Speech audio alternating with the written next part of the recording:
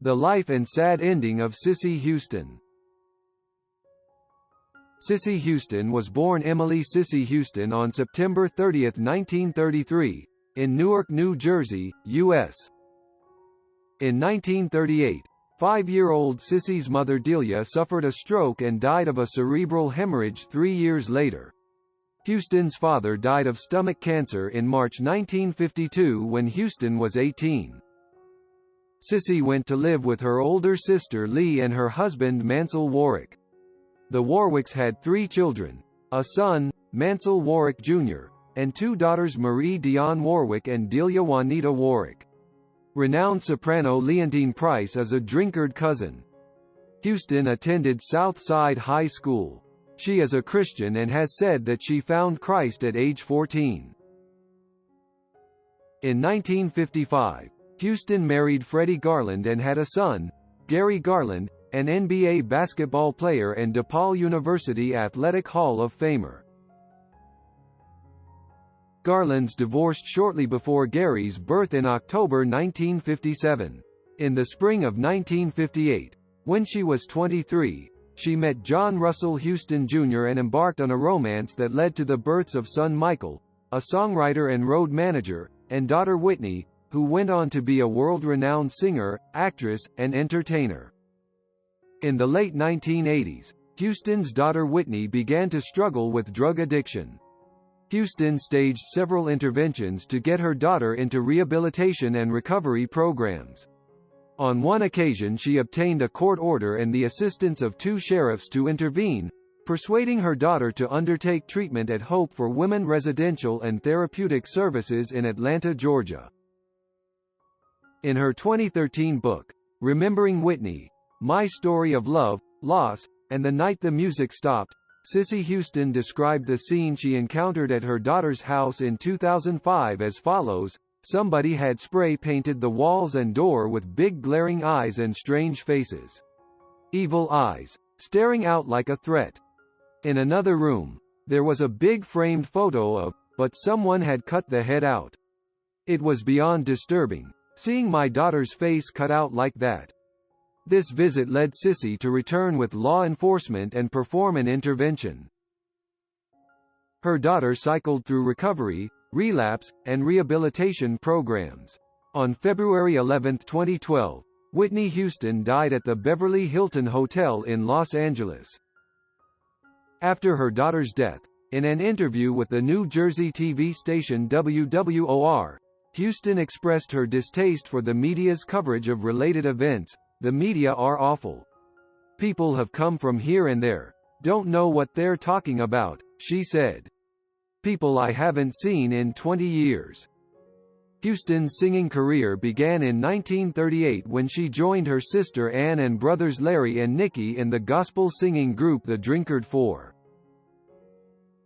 Lee later joined the group along with Ann Drinkard Moss and Marie Drinkard Epps, and the group was renamed the Drinkard Singers. Houston and the Drinkard Singers regularly performed at New Hope Baptist Church and later recorded a live album for RCA called A Joyful Noise. In 1963, then about to give birth to daughter Whitney Houston, she formed the Sweet Inspirations with Doris Troy and niece Dee Dee Warwick. Later, under contract to Atlantic Records, Sylvia Shemwell, Estelle Brown and Myrna Smith formed the lineup.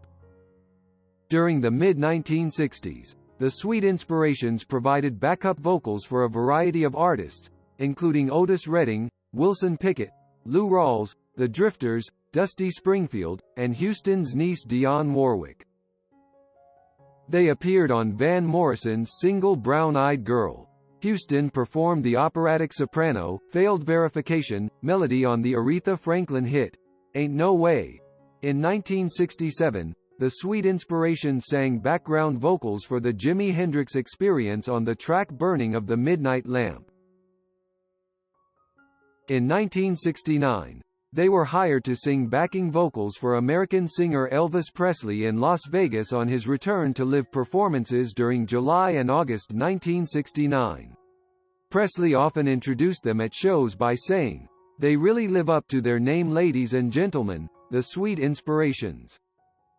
Many of these performances can be heard on the All Shook Up and Live in Las Vegas live records. Performing with Elvis Presley was Houston's final gig with the Sweet Inspirations. As her children were growing bigger, she decided to stop touring and focus on her career as a recording artist.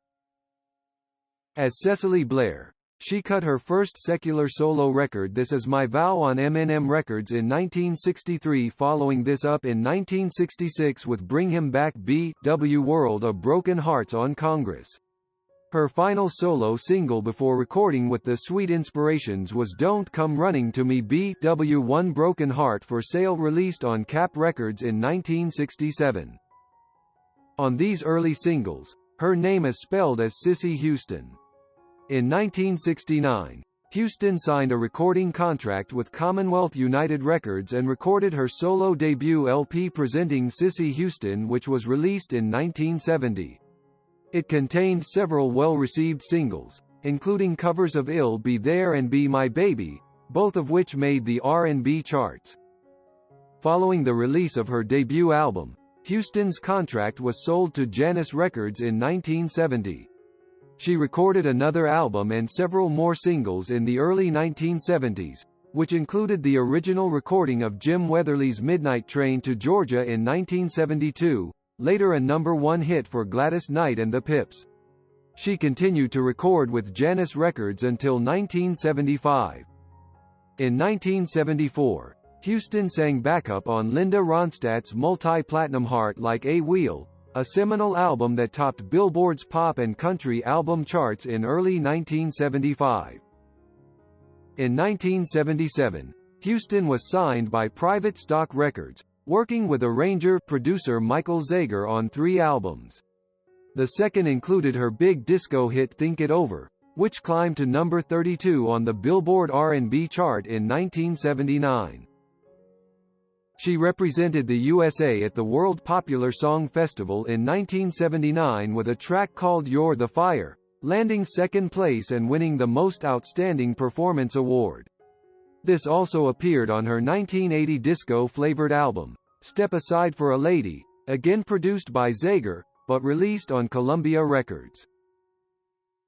Houston's versatile cross-genre singing style has kept her high in demand as a session musician with some of the world's most successful recording artists. Houston, along with Dionne Warwick and Dee Dee Warwick, sang the background vocals on the original recording of Time Is on My Side by Kai Winding, released by Verve Records in October 1963. She was one of the backup singers on the Paul Simon song Mother and Child Reunion. She has also continued to record infrequent secular material, and in 1987, Houston and her daughter Whitney recorded a duet titled I Know Him So Well, a cover of the original by Barbara Dixon and Elaine Paige from the Broadway show, Chess. This song also became a single in early 1989 as the 6th and last single release from Whitney's album Whitney. In 1992 she teamed up with Chuck Jackson for an album of solo and duet recordings entitled I'll Take Care of You.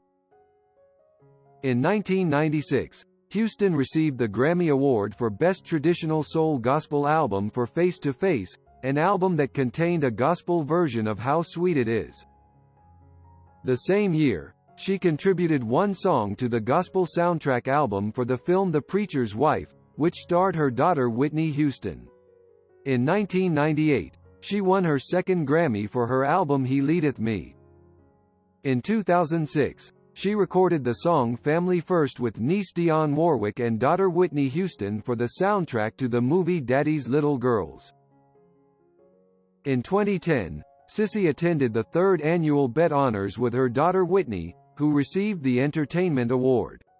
In 2012, Cissy performed Bridge Over Troubled Water at the tribute for her daughter at the BET Music Awards. On September 29, 2014, at 80 years old, Cissy sang backup to a standing ovation performance with Aretha Franklin of Adele's Rolling in the Deep, and Ain't No Mountain High Enough on The Late Show with David Letterman. Her life perhaps regretted the most about having spent too little time with her child, not teaching her child properly. That regret is probably the most regretful thing. But in the end, The old story is already there. There are no mothers in this world who do not love their children.